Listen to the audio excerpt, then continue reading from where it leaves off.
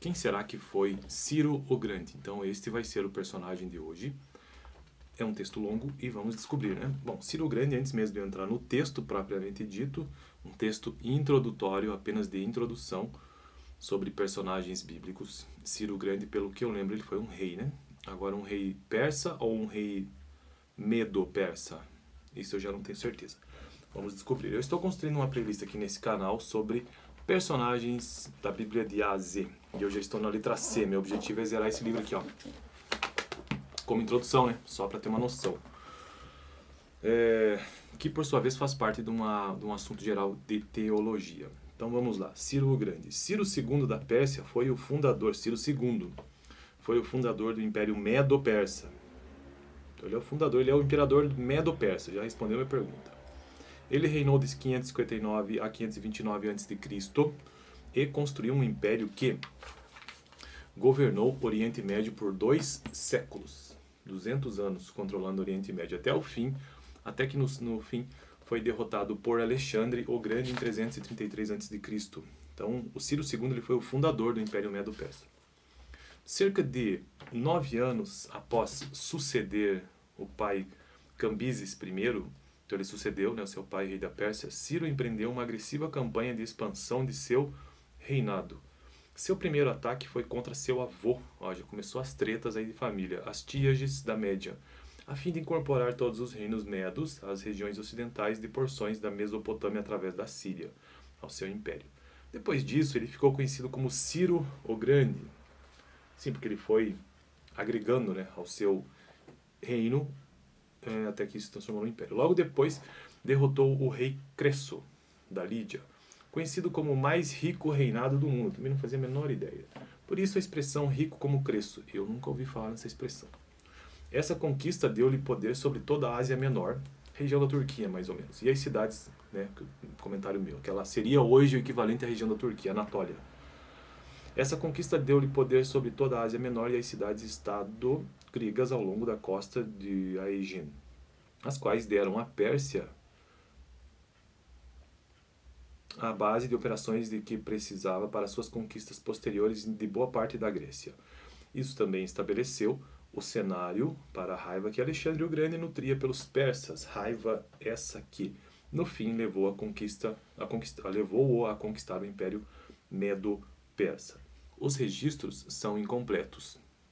Por isso, os estudiosos só podem presumir os limites do Império de Ciro, mas com certeza era muito grande. Em 539 a.C., ele derrotou o rei Nabonido da Babilônia. Veja, ele fundou o reino quando? 559, né? Então, 20 anos depois. Em 539, ele derrotou o rei Nabonido da Babilônia, que pouco antes fora o poderoso reino de Nabucodonosor.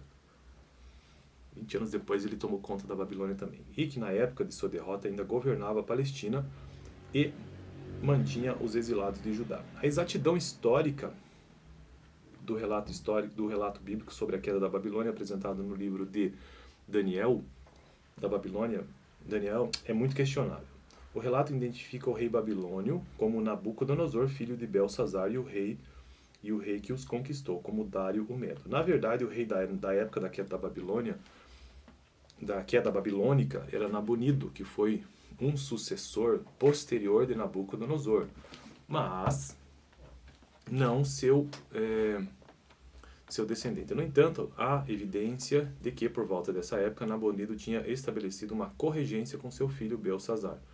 Contudo, inquestionavelmente, o conquistador da Babilônia foi Ciro o Grande. Dario o Medo só governou a Pérsia bem depois de Ciro e foi um usurpador do trono, não um herdeiro direto. Ciro é especialmente importante para os judeus e reverenciado por eles como homem de grande honra. Ele adotava a política de libertar todos os reféns mantidos pelos povos conquistados e fez isso com os judeus exilados na Babilônia.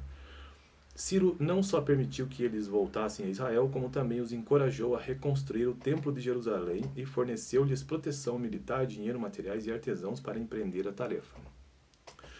Durante muitos anos depois, os persas apoiaram e protegeram os judeus. Nota de rodapé sobre isso.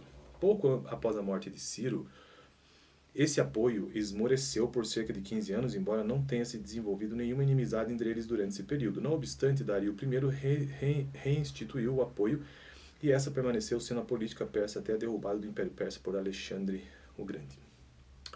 A derrota da Babilônia por Ciro cumpriu as profecias de Jeremias e de Isaías. Quando se completarem os 70 anos da Babilônia, eu cumprirei a minha promessa em favor de vocês de trazê-los de volta para este lugar.